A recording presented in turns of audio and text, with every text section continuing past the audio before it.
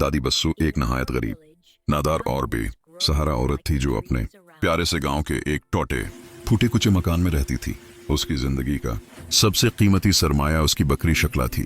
शकला सिर्फ एक बकरी नहीं थी, बल्कि दादी बस्सो की तन्हाई की साथी, हमराज और दिल का सहारा थी। एक दिन दादी बस्सो ने प्यार से कहा, बेटी शकला, जरा किले के बाग से कुछ हरे पत्ते तोड़ ला, मैं उन्हें पका लूं, बहुत भूख लगी है।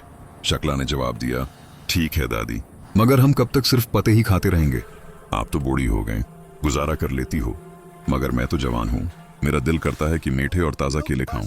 दादी बस्सो ने आह भरी और कहा, बेटी अभी पत्ते ही ले आओ, इंशाअल्लाह हमारे भी अच्छे दिन आएंगे। किसी ने सच कहा है, कभी दिन बड़ा होता है और कभी रात। शकला किले के बाग में गई, पत्ते तोड़े और लालच में आकर चंद केले भी साथ ले आई। दादी बस्सो ने पत्ते पकाकर खाना बनाया, दोनों ने मिलकर खाया और अल्लाह का शुक्र अदा किया। फिर मीठे केले खाने लगे हैं थी कि अचानक दरवाजे पर जोर से दस्तक हुई। कौन है? दादी बस्सो ने घबरा कर पूछा।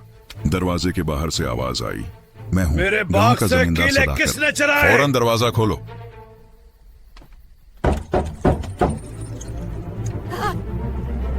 जमींदार गुस्से में बोला, मेरे बाग से केले चोरी किए गए हैं और ये सब तुम्हारी बकरी ने किया है। दादी बस्सो ने आजिज़ी से कहा, जमींदार साहब, मैं एक इज्जतदार औरत हूँ, भूखी जरूर हूं मगर चोर नहीं। ये गलती मेरी बेटी शकला से हो गई है, वो नादान है, मैं माफी मांगती हूँ। मगर जमींदार न माना और बोला, अब सजा मिलेगी, आज रात मैं उसी बकरी को पका कर खाऊंगा। यह सुनकर शकला घबरा गई और बोली, नहीं, ये सब दादी के कहने पर हुआ था। यह झूठ दादी बस्सो के लिए बहुत बड़ा सदमा था। जमींदार ने फैसला सुनाया, बस्सो, अब तुम मेरे घर काम करोगी, खाना मिलेगा मगर कभी छुट्टी नहीं। यूं दादी बस्सो को जबरदस्ती जमींदार के घर ले जाया गया।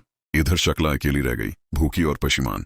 उसे अपनी गलती का एहसास हुआ और वो गांव के हकीम दाना के पास पहुंची। हकीम दाना ने कहा, बस्सो मेरी बचपन की दोस्त है, मैं जरूर मदद करूंगा। उसने एक खास दवा दी और कहा, यह दवा पीने से आदमी कुछ देर के लिए जवान और खूबसूरत हो जाता है, मगर असर आर्जी होगा। शकला दवा लेकर दादी बस्सो के पास पहुंची।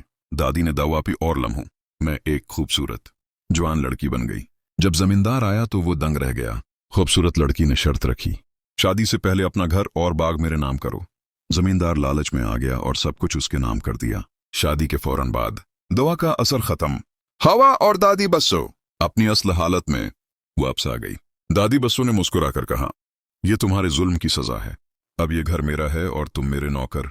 यूं जालिम जमींदार को उसके किए की सजा मिली और दादी बस्सो और शकला खुशी से इस बड़े घर में रहने लगे।